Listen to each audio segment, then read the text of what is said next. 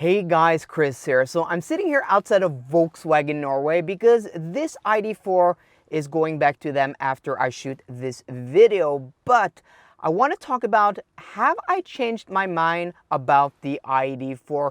So I made a full review and detailed review on this car the last time I had it. So if you haven't seen that video, link in the description box down below. I would highly recommend you guys to watch that video before watching this video. That will give you much more perspective and context for this video. And also, if you are a Norwegian viewer, I have a full Norwegian review on my Norwegian channel. So link to that also in the description box down below. And also, please go ahead and subscribe to that channel because I'm really trying to get that channel to 1,000 subscribers. So thank you very much. Oh, and it's really raining outside, so I'm gonna be a bit lazy with the B-roll in this video and just overlay clips from previous videos. And if you came back from my review, thank you so much for watching that and welcome back. But for people who don't know what I was on about in that video, I had three major complaints with the ID4, and that is the button layout and the functionality of the steering wheel controls. It's the HVAC system and also the infotainment system. So I'm going to try to break down those three things a bit more in detail, and at the end tell you guys if this is still a deal breaker for me. So let's start with the steering wheel button controls. So first off, they are touch capacitive with haptic feedback. And you know, stepping into the car for the first time, it's like, oh, this is kind of cool, looks fancy, and like, ooh, you know, haptic feedback. They kind of feel mechanical, you know, kind of feel like physical buttons, but that wears off quite quickly because what you find out is that it's easy to press the buttons when you don't want to press them. Like the voice command that sits up top on the right side here, I find myself constantly bumping into it, pressing it when I don't want to. But the worst thing here is not them being touch capacitive with haptic feedback, because I could probably live with that. But my biggest issue is the layout. So on the right side, you have the volume controls and also, you know, changing the views of the digital gauge cluster. The volume is right for up and left for down, which, you know, immediately is counterintuitive and opposite to all other cars I grew up with, which has up for up and down for down. And all cars I have driven that has this layout, I always complain. And then you have the track forwards and backwards, where forwards is pressing down and backwards is pressing up, which is also counterintuitive. Like up should be forwards and down should be backwards. So I'm not friends with the layout here, but again, I mean, it's not the worst. I could probably live with this. But my biggest issue is the left side button layout with the adaptive cruise control, and also with cars that has, you know, auto steer or travel assist. You have, you know, an additional button. But I'm not friends with this because I find it counterintuitive, just the button layout and where the buttons are. I just always find myself confused. And this is like the 6th or 7th ID car I have had, you know, in the past few months. So it's not like this is new for me. I have had these cars for, I don't know, maybe a month and a half together and 10,000 kilometers. But I'm just not friends with them because, you know, you have up and down, which is fine, and then you have resume on the right side and then left on the left side. But there's no button for just canceling the cruise control. Either you have to touch the brake or you have to turn off the cruise control. But if you do that, you have to set the speed again, and I just find that annoying. And also you have the modes down here, which you can, you know, easily toggle between just by, you know, touching the buttons. And again, I find myself changing modes when I don't want to change modes. So the button steering wheel controls and layouts and functionality isn't the worst, and I could probably live with it, though I'm not too comfortable with it. Then you have the HVAC controls here, which sits underneath the screen. So first off, they're not lit. They are dark when it's dark outside, which is half of the year here in Norway. So, I mean, that's just stupid. Yes, you can press the screen, go into a menu, and then set the settings there. But the volume here is, you can't do that. And it's not a knob. What's wrong with a physical knob? And that really annoys me because I'm a music lover, I listen to music, and the stereo here is pretty decent actually. But I constantly, you know, find myself having to turn the volume up or down, and I just find it annoying. Every time I go to change the volume, I find it annoying. And a car shouldn't annoy you. It shouldn't annoy you. And this may just be me, you know, if you are fine with it, you are fine with it. If you don't listen to music, that's fine, problem solved. But for me, who listens to music all the time in the car, and when I don't listen to music, I listen to podcasts.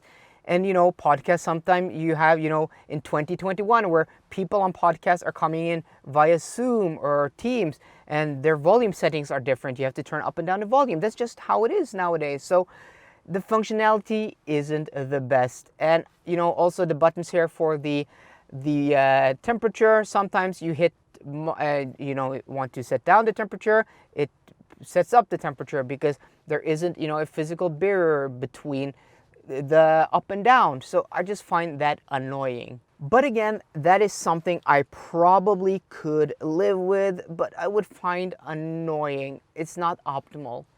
Then lastly, we have the infotainment system. So first off, I have had issues with basically every ID car I have had with laggy infotainment system, and menus and buttons not working properly. You have to do multiple presses, and lag issues where you are swiping on the screen, doing a normal swipe gesture that we have done since, I don't know, the late 2000s, when smartphones were introduced to the world. I had the iPhone 3G back in 2008, and then I had the Samsung Galaxy S1, and then the S2, and then the S3, and then the S4, and then then I switched over to iPhone. But I have had basically every new smartphone from either Samsung or Apple since 2008, because at that point I worked in tech.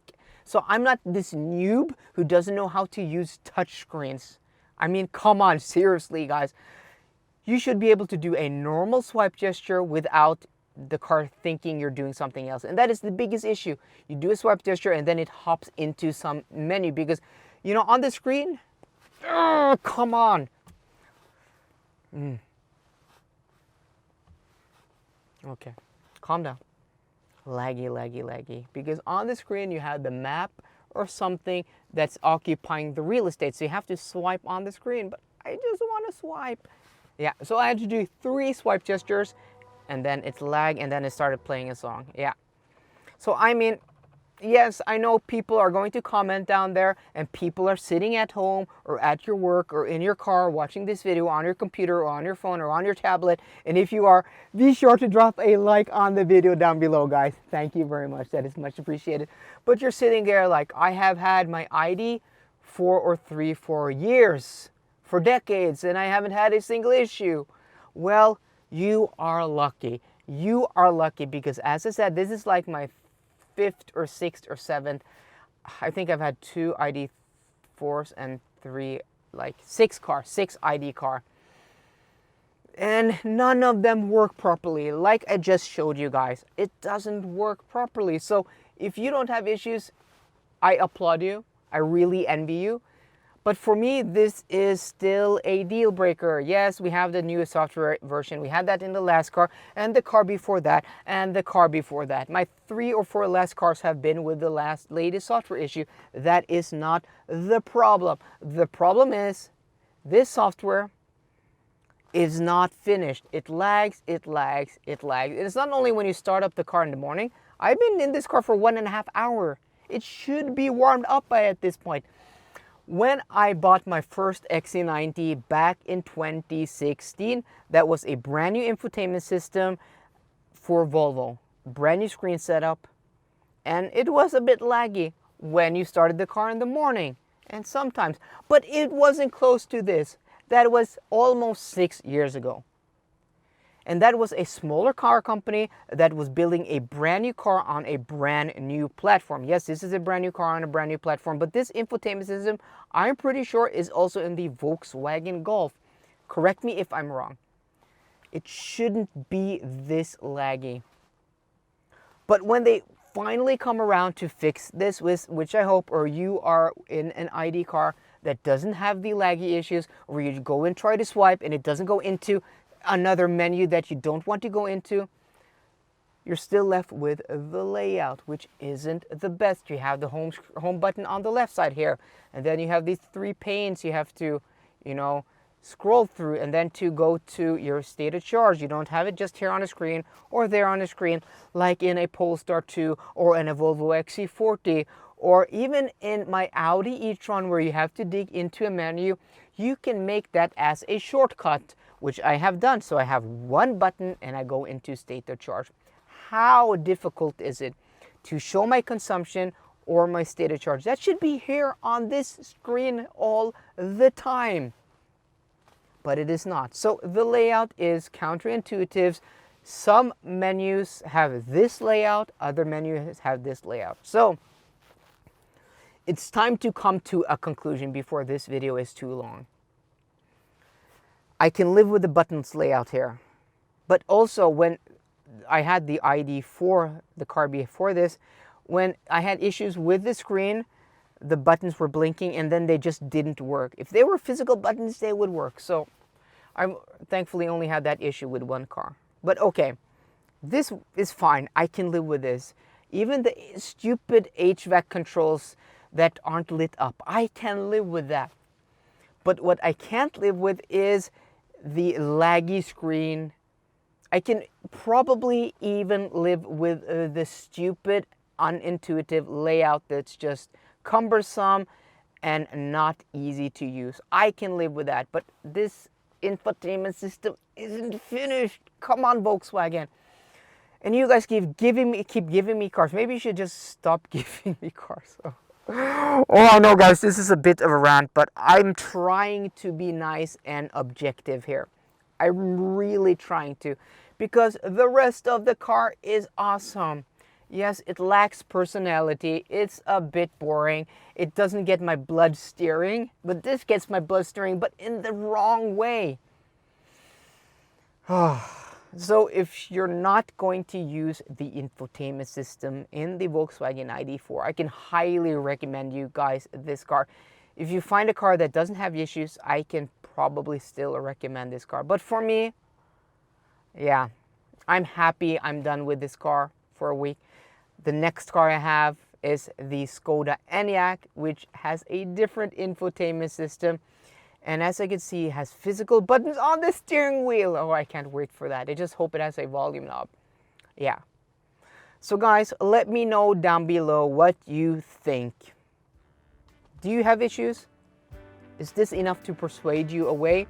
Or do you think I'm just a whiny baby? If you do, let me know down below. So guys, I hope you enjoyed today's video. If you did, please drop me a thumbs up down below. And for more car content, as always guys, please subscribe. See you guys later and goodbye. Cloudless sky.